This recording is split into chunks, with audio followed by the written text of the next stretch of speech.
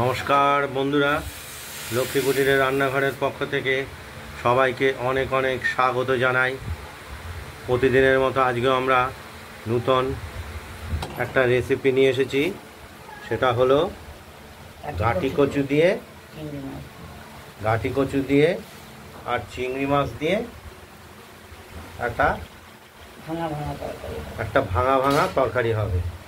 আমরা ঘাটি কচুগুলোকে প্রথমে ভালো করে পরিষ্কার করে ধুয়ে এনেছি, দিয়ে এটা প্রেসারে আমরা সিটি দিয়ে নেব। প্রেসারে সিটি দিয়ে নিলে অনেকটা সময় কম লাগে এবং গ্যাসেরও সাশ্রয় হয়।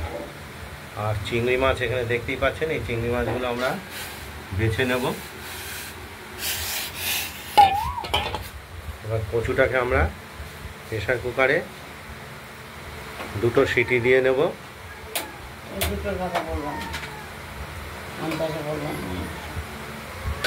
দুটো হোক তিনটে হোক বুঝে সিটি দিতে হবে, সেদ্ধ অবস্থায় আনতে হবে। তো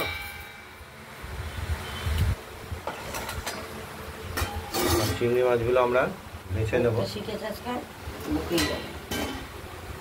দেখছেন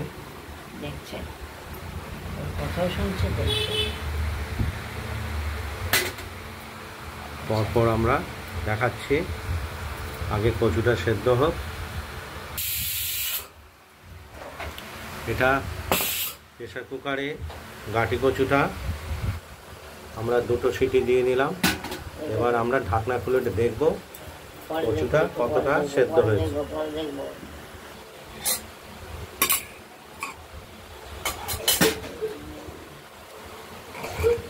আমরা প্রেসার কুকারে ঢাকনাটা খুলে দেখব কচুগুলো সিদ্ধ হয়ে গেছে দুটো সিটিতে।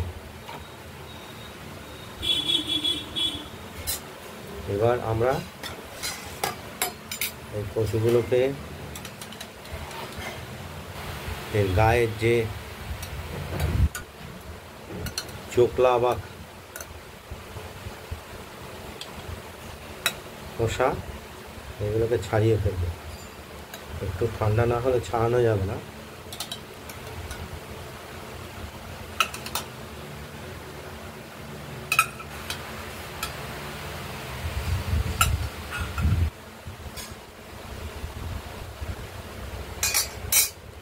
খোসা গায়ের চোকলা বা খোসাটা ছাড়িয়ে নেব। আর যে চিংড়ি মাছ দিয়ে হবে ভাঙা তরকারি, সেই চিংড়ি মাছটা আমরা ছাড়িয়ে পরিষ্কার করে নিয়েছি। দেখতেই পাচ্ছেন, একটু ঠান্ডা করে নিয়ে খোসাটা ছাড়াবো। পরপর সব দেখাচ্ছি। এই ঘাটি কচুর তরকারিতে আমরা যে একটা বাটনা দেব, সেটা জিরে, কাঁচা লঙ্কা আর আদা, এটা আমরা শিলে বেটে দেবো। দেখতে পাচ্ছেন,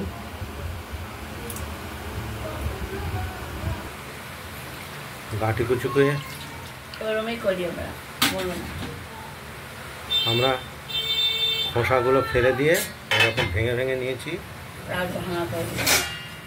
এগুলো আরও ভাঙতে হবে, কড়াইতে দিয়ে ভাঙবো। আর মশলাটা আমরা বেটে নিচ্ছি। এই মশলাটা এই ঘাটি কচুর ভাঙা তরকারিতে চিংড়ি মাছের মধ্যে দেওয়া হবে। এই মশলাটা আদা, জিরে, কাঁচা লঙ্কা। এবার আমরা কড়াইতে তেল দিয়ে তেজপাতাটা ফোড়ন দিলাম।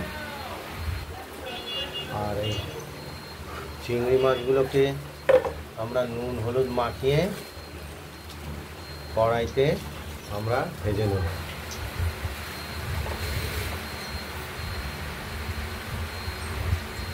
শুকনো লঙ্কাও দিলাম ফোড়ন হিসাবে, আর জিরে দেবো।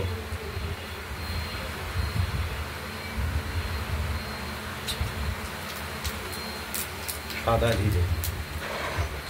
আর যিনি রান্না করছেন আজকে, তার দাঁতে ভীষণ যন্ত্রণা, সে একদম কথা বলতে পারছেন না। যাই হোক, আমি কথা বলছি। এবার চিংড়ি মাছগুলোকে নুন হলুদ মাখিয়ে আমরা কড়াইতে ভেজে নিচ্ছি। এরপর মশলাটা আমরা দেব, এই বেটে রাখা মশলাটা তুলে দেব ওই সাতলানো চিংড়ির মধ্যে। দেখতে থাকুন। চিংড়ি মাছগুলোকে একটু ভাজা ভাজা করে নিচ্ছি।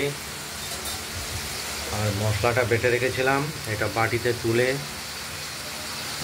এবার কড়াইতে দিয়ে দেবো।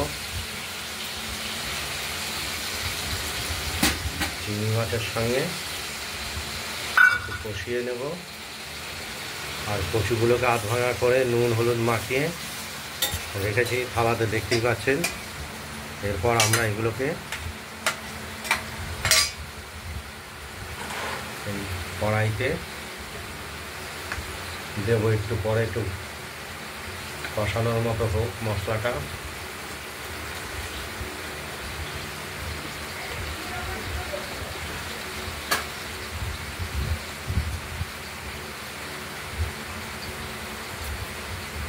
আর এর মধ্যে সামান্য স্বাদ মতো একটু মিষ্টি ব্যবহার করব।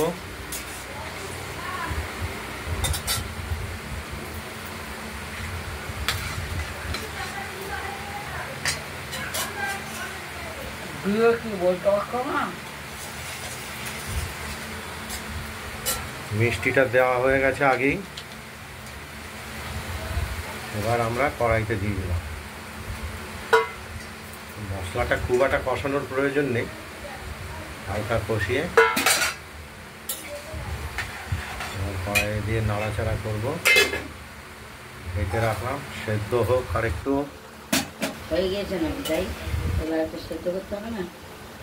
এগুলো গাঁটি কচু দিয়ে ভাঙা ভাঙা তরকারি। আর এর মধ্যে দেওয়া হয়েছে চিংড়ি মাছ, নুন মিষ্টি লঙ্কা জিরে আদা। এইবার বকবে লোকটা, এই ধরনের শিখতে পারে। খেয়ে রাখো, বক করতে পারো, খেয়ে রাখো। আমি বকতে পারছি না, আমার কাছের যন্ত্রণা লাগছে। চিংড়ি মাছ দিয়ে গাঁটি কচুর ভাঙা ভাঙা তরকারি দেখতেই পাচ্ছেন আমাদের কমপ্লিট হয়ে গেছে। আমরা নামিয়ে ফেলছি। খুব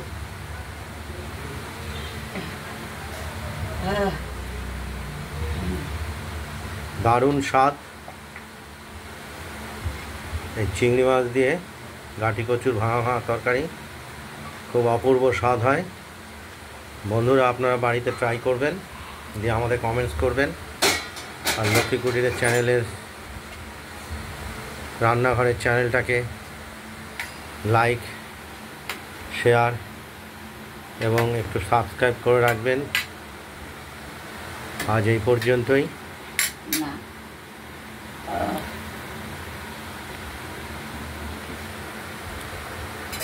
এরপরের আরেকটা দ্বিতীয় একটা রেসিপি আছে, সেটা হলো বোয়াল মাছ আলু দিয়ে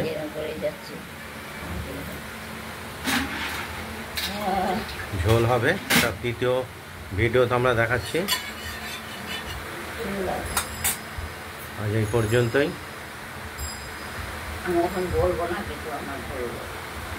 সুস্থ থাকবেন, ভালো থাকবেন।